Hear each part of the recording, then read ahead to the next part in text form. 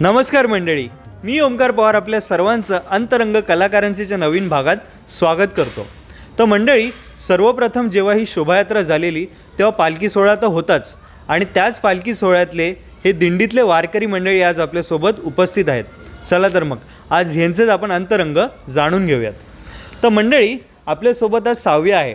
तसं बघायला गेलं तर बाईक रॅलीची ही ती फ्रंट फेसच आहे. सर्वजण तिला बुलेटवाली ताई म्हणून ओळखतात. तर आता तू मला सांग की तुझा या शोभायात्रेमधला हा 15 वर्षांचा प्रवास कसा होता? दिंडीची सुरुवात ही 2010 पासून आम्ही सुरू केली होती आणि सुरुवात अशी झालेली की दर रविवारी आम्ही इकडे बालोपासनेसाठी सगळे एकत्र यायचो, मंगलमूर्ती गणेश मंदिरात. तेव्हा आमची ओळख संतोषदादासोबत झाली. तेव्हा आम्हाला कळालं की तो गुढीपाडवा हा खूप मोठा सण साजरा केला जातो आणि त्यामध्ये हा अभंग, भारुड अशी विविध प्रकारचे सांस्कृतिक कार्यक्रम घेतले जातात आणि तो ते शिकवतोही. मग आम्ही दरवेळेस संध्याकाळी प्रॅक्टिससाठी ते जमायचो मंदिरात 10, 10:30, 11 वाजेपर्यंत. दादा प्रत्येक अभंग, भारुड आमच्याकडून रिपिटेटिव्हली बोलून घ्यायचा की बाबा पाठांतर व्हावं, एक रिदम बसवायचा. आणि कधी कधी तर दादा ओरडायचा, रागवायचा. मग पण ठीक आहे, आम्ही खूप मजा मस्ती करत ते दिवसही घालवले आणि पाडव्याच्या दिवशी आमचा एक असा छान असा कार्यक्रम आम्ही सादर करायचो. तर मंडळी, आज आपल्यासोबत आहे आपला मित्र शुभम मोडक. तर शुभम, मला तू सांग की तुझा वारकरी ते व्यवस्थापन मंडळी हा प्रवास कसा होता आणि या प्रवासामध्ये तू 2 वर्षभर कुठे गायब झालेलास?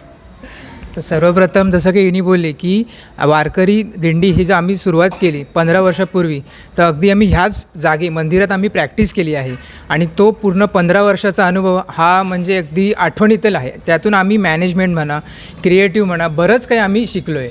आणि जसं की तू म्हणालास की 2 वर्ष तू कुठे गायब होतास, तर त्याचं सांगायचं असं की मी एक ढोल पथकमध्ये आहे. गोरेगावमधलं आपलं सायराज ढोल पथक आहे, त्यामुळे ढोल पथकात आहे. तर मी 2 वर्ष तिकडे मी वादनाला गेलो होतो. पण ते आपण बोलतात ना की पहिल्यापासून जिथून आपण सुरुवात केली आहे, पहिलं सुरुवात माझी इथून सुरुवात झालेली गुढीपाडवा शोभायात्रेसाठी. ते मला पुन्हा इथे आकर्षित केलं की मी कुठे काहीतरी मिस करतो आहे. तिकडे भलेही आनंद होता, तोच उत्साह होता, पण इकडे मी काहीतरी मिस करतो आहे की मला सारखं वाटायचं की इकडे मी हे मिस करतो आहे, ह्या लोकांनी ही मजा केली, ते केलं, हे मी मिस करत होतो.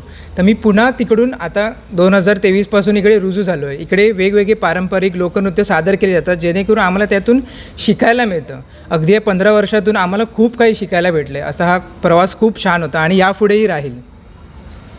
तर मंडळी, ही मंडळी आपल्यासोबत अगदी पहिल्या वर्षापासून आहेत आणि एक अशी काहीतरी ओढ आहे, एक अशी ऊर्जा आहे जी सर्वांना इथे जोडून ठेवते. एक बांधिलकी त्यांची आपली मंडळाशी आणि पालखी सोहळ्याशी बांधून ठेवलेली आहे.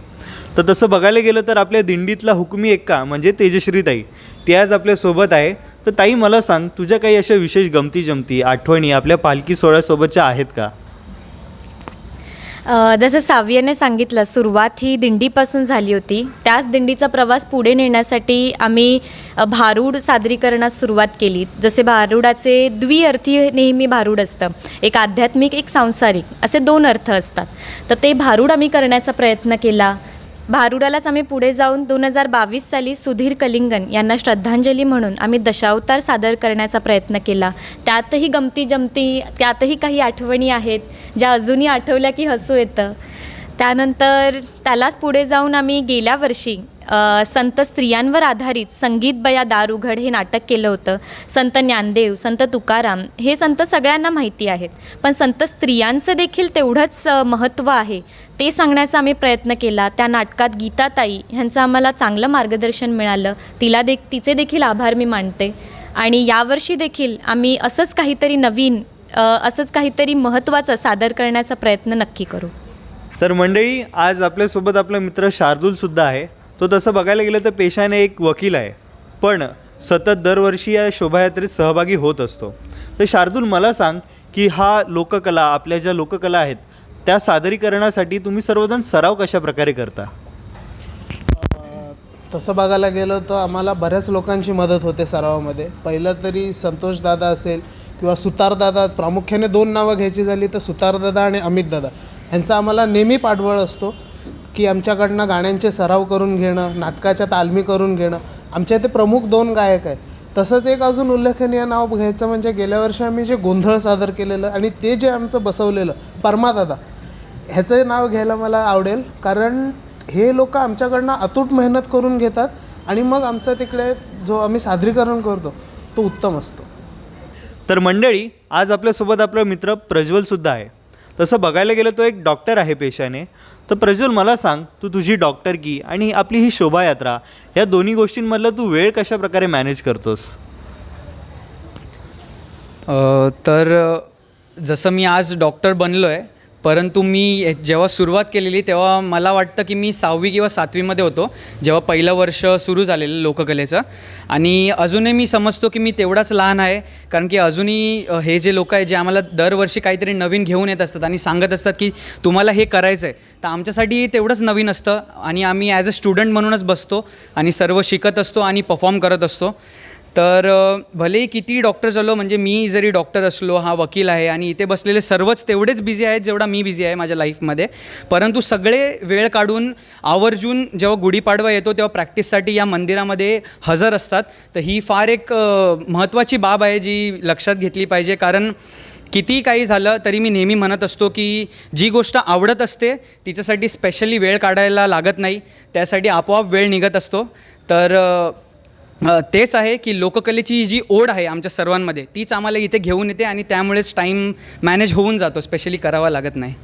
तर मंडळी, आपल्याला आत्ताच तेजश्री ताईने भारुडाची माहिती दिली. तर ताई, याच भारुडाची एखादी झलक तू आपल्या प्रेक्षकांना दाखवशील का? नक्की नक्की. वरिले अळी सनवल घडिले, एका ब्राह्मणाने कुत्रे खा दिले.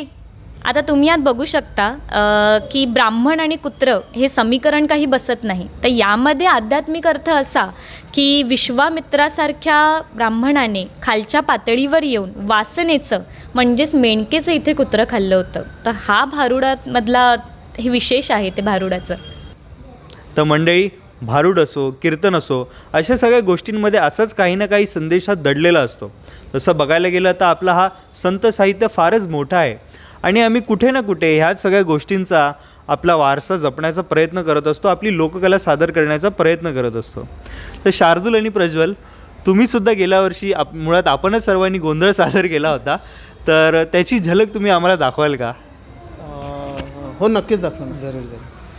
सोन्यानं नाण्यानं दागिन्यानं माझ्या आईला नटवलं, साडीनं चोळीनं दागिन्यानं सप्तशृंगीला नटवलं, आईला नटवलं देवीला पालखीत बसवलं, आईला नटवलं देवीला पालखीत बसवलं. अगदी धन्यवाद तुमच्या दोघांचं. तर मित्रांनो, हीच ती कलाकार मंडळी आहेत जी खऱ्या अर्थाने आपल्या या शोभायात्रेची शोभा वाढवतात. आणि यावर्षी नेमकं हे काय सादर करणार आहेत ते जर तुम्हाला पाहायचं असेल तर येत्या 9 एप्रिलला म्हणजेच गुढीपाडव्याला नक्की भेट द्या. जल्लोष नववर्षाचा, सोळा मराठी संस्कृतीचा.